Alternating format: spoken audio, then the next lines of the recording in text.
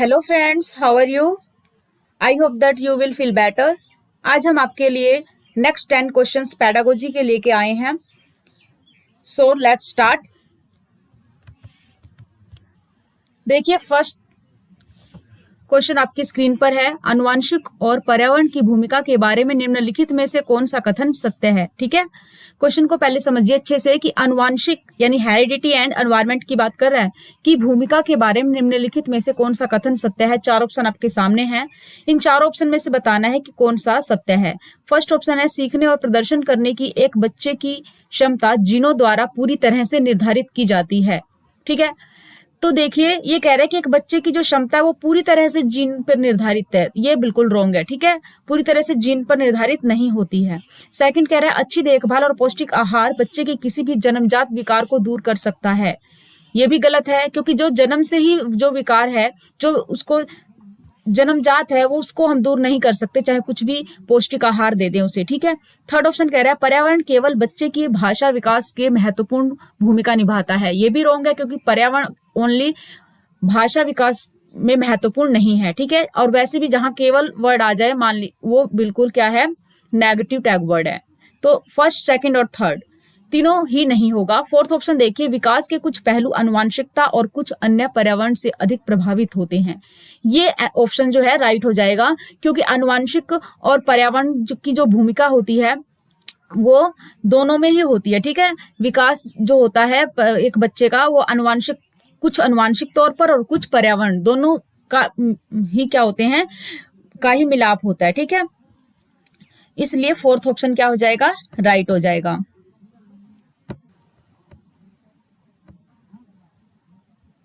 तो fourth option पे हम क्या करेंगे, टिक लगा देते हैं। अब चलते हैं हम नेक्स्ट क्वेश्चन की तरफ। Question number second. Question number second देखिए आपकी स्क्रीन पर है। नंबर 2, निम्नलिखित में से कौन सा कथन पियाजे के सिद्धांत के अनुसार कहा नहीं जा सकता? ठीक है, ये कह रहा है निम्नलिखित में से कौन सा पियाजे के सिद्धांत के अनुसार नहीं कहा गया है। ठीक है, पहला है, बच्चे अपनी दुनिया के बारे में ज्ञान का निर्माण एवं उपयोग करते हैं। बिल्कुल ठीक है कि जो बच्चे हैं वो अपने ज्ञान का निर्माण दुनिया के बारे में खुद ही करते हैं, तो उस पर उपयोग करते हैं। सेकंड कह रहा है, निरंतर अभ्यास से अधिगम होता है। ये भी बिल्कुल राइट है। ठीक है, थर्ड कह रहा है कि बच्चे अपने पर्यावरण पर क्रिया करते हैं। ये भी है। फोर्थ कह रहा है, विकास गुणात्मक चरणों में होता है। ये इसका ऑप्शन आएगा, क्योंकि पियाजे का जो सिद्धांत है उसमें ये फर्स्ट, सेकंड और थर्ड तीनों ऑप्शन आते हैं, बट फोर्थ ऑप्शन जो है विकास गुणात्मक चरणों में होता है, ये नहीं आएगा। ठीक है, इसलिए फोर्थ ऑप्शन इज राइट। अब चलते हैं नेक्स्ट क्वेश्चन की तरफ। Question number third. Question number third आपकी स्क्रीन पर है। निम्नलिखित में से कौन सी पूर्व संक्रियात्मक विचार की एक सीमा नहीं है? ठीक है, पूर्व संक्रियात्मक की बात कर रही है। ठीक है, ये पियाजे के जो सिद्धांत है उसमें दिया हुआ है, पूर्व संक्रियात्मक सिद्धांत। ठीक है, तो पूर्व संक्रियात्मक विचार की एक सीमा नहीं है। ठीक है, कमी की बात बता रही है जो नहीं है। फर्स्ट है, प्रतीकात्मक विचार का विकास। सेकंड है, अहम मान्यता का सिद्धांत। थर्ड है, अनुत्क्रमणीयता। फोर्थ है, ध्यान केंद्रित करने की प्रवृत्ति। ठीक, तो देखिए प्रतीकात्मक विचार का विकास है पूर्व संक्रियात्मक विचार में। ठीक है, अहम मान्यता का भी है। थर्ड है अनुत्क्रमणीयता। ये तीनों ऑप्शंस क्या है, पूर्व संक्रियात्मक का ही हिस्सा है। बट फोर्थ जो है, ध्यान केंद्रित करने की प्रवृत्ति, ये नहीं आएगा, क्योंकि ये सेंसरीज मोटर्स जो स्किल है उसके अंदर आएगी। ठीक है, शैशवावस्था के अंदर जो बच्चा होता है वो अपने आप क्या करता है कि अपनी ओर ध्यान केंद्रित करने की कोशिश करता है, इसलिए फोर्थ ऑप्शन इज राइट। अब चलते हैं हम नेक्स्ट क्वेश्चन की तरफ। Question number 4। क्वेश्चन नंबर 4 आपकी स्क्रीन पर है।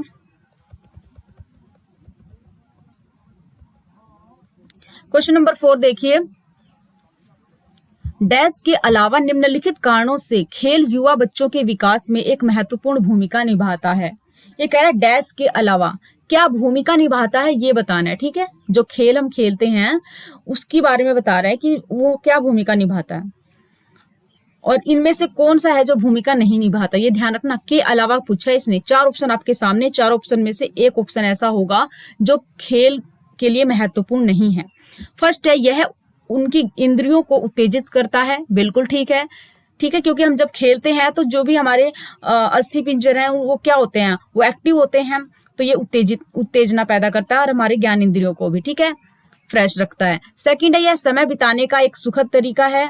थर्ड है, वे नए कौशल हासिल करते हैं और सीखते हैं कि उन्हें कब उपयोग किया जाए, ठीक है, ये भी महत्वपूर्ण भूमिका निभा रहा है। फोर्थ कह रहा है, वे अपने शरीर पर निपुणता प्राप्त करते हैं, ये भी बिल्कुल ठीक है, क्योंकि जब हम जो भी खेल खेलते हैं तो उसमें अहम भूमिका हमारे शरीर की का होता है, ठीक है। तो फर्स्ट, थर्ड और फोर्थ, इन तीनों में क्या है, कुछ ना कुछ विकास हो रहा है, ठीक है, बच्चे का विकास हो रहा है। बट सेकंड ऑप्शन देखिए, यह समय बिताने का एक सुखद तरीका, इसमें कोई विकास की बात नहीं है, इसलिए सेकंड ऑप्शन इज राइट। इसने यही कहा ना, डैश के अलावा निम्नलिखित कारणों से खेल युवा बच्चों के विकास में एक महत्वपूर्ण भूमिका निभाता है। तो इसके अलावा जो 3 ऑप्शन बचते हैं वो तीनों ऑप्शन क्या है, महत्वपूर्ण भूमिका निभाते हैं बच्चे के विकास में। अब चलते हैं नेक्स्ट क्वेश्चन की तरफ, क्वेश्चन नंबर 5। क्वेश्चन नंबर 5 आपकी स्क्रीन पर है। निम्नलिखित में से कौन सा प्रश्न बच्चों को गंभीर रूप से सोचने के लिए आमंत्रित करता है, ठीक है, ये कह रहा है कि 4 ऑप्शन दिए हुए हैं, इनमें से कौन सा ऐसा प्रश्न है जो बच्चे को गंभीर रूप से सोचने पर के लिए आमंत्रित करेगा, ठीक है, यानी उन्हें उत्सुक करेगा कि उन्हें वो एक उस क्वेश्चन पे गंभीर रूप से सोचे। पहला है, सही जवाब क्या है। सेकंड है, क्या आप इसी तरह की स्थिति के बारे में सोच सकते हैं। थर्ड कह रहा है, विभिन्न तरीकों से हम इसे कैसे हल कर सकते हैं, ठीक है। नेक्स्ट ऑप्शन है, क्या आप इसका उत्तर जानते हैं। तो देखिए, फर्स्ट है, सही जवाब क्या है, तो इसमें तो एक ही मतलब इसमें कोई अलग से कई तरीकों से सोचने की जरूरत नहीं है, उसने सीधा क्वेश्चन पुट किया कि सही जवाब बताइए, ठीक है, तो ये नहीं हो सकता। क्या आप इसी तरह की स्थिति के बारे में सोच सकते हैं, जैसी स्थिति है इसी स्थिति के बारे में सोचना है, ठीक है, इसमें भी हम गंभीर रूप से बच्चे को सोचने की जरूरत नहीं है। क्या आप इसका उत्तर क्या आप इसका उत्तर जानते हैं, इसमें भी गंभीर रूप से सोचने की कोई जरूरत नहीं है, क्योंकि बच्चा इससे गंभीर क्या सोच सकता है। लेकिन थर्ड ऑप्शन देखिए, विभिन्न तरीकों से हम इसे कैसे हल कर सकते हैं, इसमें हमें तरीके बताए गए हैं कि अलग अलग तरीके, जब हम अलग अलग तरीकों की बात करते हैं तो वहां हम मजबूर हो जाते हैं गंभीर रूप से सोचने पर, ठीक है, कि हम कौन कौन से तरीके से इसे हल कर पाएंगे, इसलिए थर्ड ऑप्शन इज राइट। अब चलते हैं हम नेक्स्ट क्वेश्चन की तरफ। नेक्स्ट क्वेश्चन देखिए, नेक्स्ट क्वेश्चन आपकी स्क्रीन पर है। नेक्स्ट क्वेश्चन कह रहा है, निम्नलिखित में से कौन सा विकल्प प्रगतिशील शिक्षा का सबसे अच्छा वर्णन करता है, ठीक है, निम्नलिखित में से आएगा यहाँ पे, ये मिसप्रिंट हो गया, ठीक है, निम्नलिखित में से कौन सा विकल्प है जो प्रगतिशील शिक्षा का सबसे अच्छा वर्णन करता है। हमारे पास 4 ऑप्शन है। फर्स्ट ऑप्शन देखिए, थीमेटिक इकाइयां, नियमित इकाई परीक्षण, रैंकिंग, ठीक है। सेकंड ऑप्शन है, व्यक्तिगत अधिगम, क्षमता समूह बनाना, छात्रों की लेबलिंग। थर्ड ऑप्शन कह रहा है, परियोजना विधि, क्षमता समूह बनाना, रैंकिंग। फोर्थ कह रहा है, करके सीखना, परियोजना विधि, सहयोग से सीखना, ठीक है। 4 ऑप्शन में से फटाफट बताइए क्या ऑप्शन राइट होगा, ठीक है। तो देखिए, जहां भी करके सीखने की बात आ जाए वो बिल्कुल राइट ऑप्शन होगा। क्यों होगा, क्योंकि जो हमारी पाठ्यचर्या है उसमें भी यही कहा गया है कि बच्चों को करके सीखना चाहिए, करके सीखने से बच्चों का जो अधिगम पावर है वो अधिक होगा, ठीक है, वो बहुत जल्दी सीख पाएंगे, क्योंकि वो क्या करेंगे, रियल में वो चीज करके सीखते हैं। तो करके सीखना, परियोजना विधि द्वारा और सहयोग से सीखना, एक दूसरे का सहयोग करके सीखने से क्या है, ये प्रगतिशील शिक्षा का सबसे अच्छा वर्णन करता है, इसलिए फर्स्ट, सेकंड और थर्ड नहीं आएगा, फोर्थ ऑप्शन इसका बिल्कुल राइट हो जाएगा, इसलिए फोर्थ ऑप्शन इज राइट। अब चलते हैं नेक्स्ट क्वेश्चन की तरफ। नेक्स्ट क्वेश्चन आपकी स्क्रीन पर है, क्वेश्चन नंबर 7। क्वेश्चन नंबर 7 देखिए, प्रगतिशील शिक्षा के बारे में निम्नलिखित में से कौन सा कथन बताता है शिक्षा स्वयं ही जीवन है, ठीक है, प्रगतिशील शिक्षा की बात कर रहा है। प्रगतिशील शिक्षा के बारे में निम्नलिखित कथन हमें नीचे दिए हुए हैं, इनमें से कौन सा कथन ये कहता है कि शिक्षा स्वयं ही जीवन है। ठीक है। तो देखिए फर्स्ट ऑप्शन है स्कूलों की आवश्यकता नहीं है, बच्चे अपने जीवन के अनुभवों से सीख सकते हैं। ये तो नहीं हो सकता कि बिना स्कूल में गए बच्चे अपने जीवन के अनुभव से सीख लेंगे। जहां तक अपने जीवन के अनुभव की बात है, साथ में हमें स्कूल भी जाना बहुत जरूरी है, ठीक है। इसलिए फर्स्ट ऑप्शन नहीं हो सकता। सेकंड कह रहा है स्कूलों में शिक्षा सामाजिक एवं प्राकृतिक दुनिया को प्रतिबिंबित करें, ठीक। थर्ड कह रहा है जीवन सच्चा शिक्षक है। फोर्थ कह रहा है कि स्कूल शिक्षा को यथासंभव लंबे समय तक जारी रखना चाहिए। ये भी रॉन्ग होगा, क्योंकि स्कूल शिक्षा को यथावत हम लंबे समय तक अगर जारी रखते हैं तो क्या उससे प्रगतिशील शिक्षा ज्यादा आएगी या शिक्षा स्वयं ही जीवन हो जाएगा? इससे कोई लिंक नहीं है, ठीक है। जीवन सच्चा शिक्षक है मान लेते हैं, बट इनमें सबसे बेटर ऑप्शन हमें चूज करना है कि सबसे बेटर ऑप्शन क्या होगा। तो देखिए सेकंड ऑप्शन, स्कूल में शिक्षा सामाजिक और प्राकृतिक दुनिया को प्रतिबिंबित करे, ठीक है। क्या कह रहा है ये कि हम स्कूल तो जब बच्चे जाएंगे ही, तो जब स्कूल में बच्चे जाते हैं तो उसमें किसी का समावेश हो, सामाजिक और प्राकृतिक दुनिया दोनों का ही, ठीक है। सामाजिक इसलिए क्योंकि समाज में हम रहते हैं, सच्ची घटनाएं होती हैं जिसे हम दिन प्रतिदिन देखते हैं, ठीक है, तो वो समाज से हो गया। और प्राकृतिक दुनिया से जो नेचुरल दुनिया है उसको प्रतिबिंबित करेंगे, उसके बारे में उन्हें बताएंगे। यानी कि मान लीजिए प्राकृतिक दुनिया कैसे हो गई, फॉर एग्जाम्पल लगा लीजिए जैसे कि हम सैर सपाटे पर जाते हैं, ठीक है, कहीं भ्रमण के लिए ले गए बच्चों को, ठीक, तो उसमें प्राकृतिक चीजों को देखेंगे, ठीक है, जंगलों को देखेंगे, जंगली जानवरों को देखेंगे, तो उनसे पता चलेगा कि कौन से जानवर विलुप्त हो चुके हैं, कौन से ऐसे अगर कोई लेसन आ जाए जानवरों के ऊपर तो हम उनको क्या पाठ पढ़ाएंगे और साथ में क्या करेंगे, उन्हें भ्रमण के लिए ले जाएंगे, जैसे चिड़ियाघर ले गए, वहां पे दिखाया उनको, ठीक है। इससे उनको क्या होगा, एक्चुअल में सीख मिलेगी। तो सेकंड ऑप्शन राइट हो जाएगा। क्या कहना चाह रहा है कि प्रगतिशील शिक्षा के बारे में निम्नलिखित में से कौन सा कथन बताता है कि शिक्षा स्वयं ही जीवन है, ठीक है। तो सेकंड ऑप्शन से ये चीज क्लियर हो जाती है, तो सेकंड ऑप्शन इज राइट। अब चलते हैं नेक्स्ट क्वेश्चन की तरफ, क्वेश्चन नंबर 8। क्वेश्चन नंबर 8 देखिए, क्वेश्चन नंबर 8 आपकी स्क्रीन पर है। कोहलबर्ग के सिद्धांत के योगदान के रूप में निम्नलिखित में से किसे माना जा सकता है, ठीक है। क्या कह रहा है, कोहलबर्ग के सिद्धांत के योगदान के रूप में 4 ऑप्शन दिए हुए, इनमें से किसे माना जा सकता है।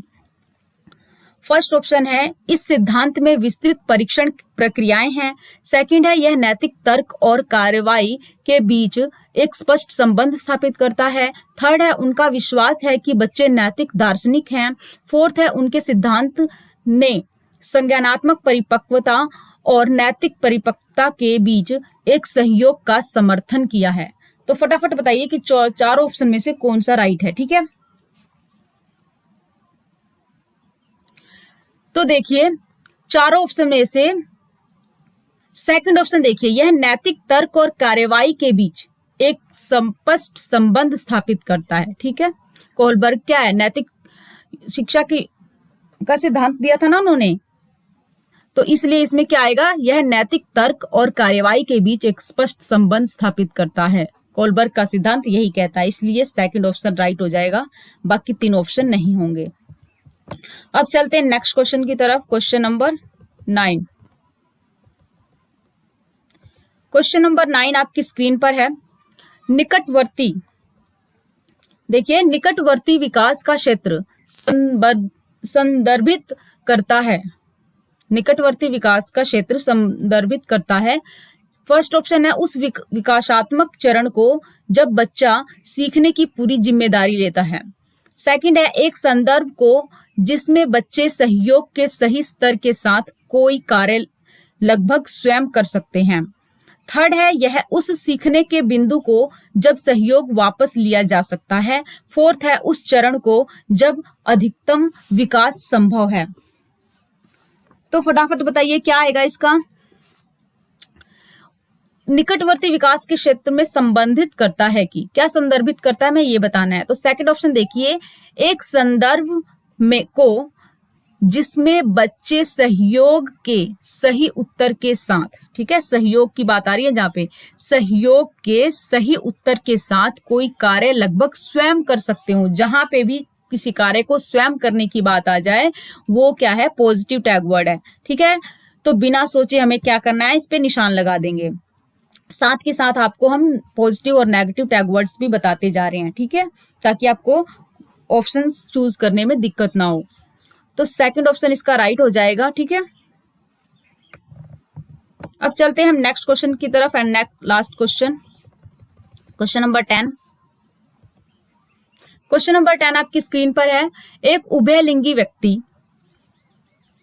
में आमतौर पर माने गए मर्दाना और स्त्री गुण का समावेश होता है या समायोजन होता है। सेकंड कह रहा है कि एक उभयलिंगी व्यक्तित्व में दृढ़ और अहंकारी होने की आदत है। एक उभयलिंगी व्यक्तित्व समाज में प्रचलित रूढ़िवादी लिंग भूमिकाओं का पालन करता है।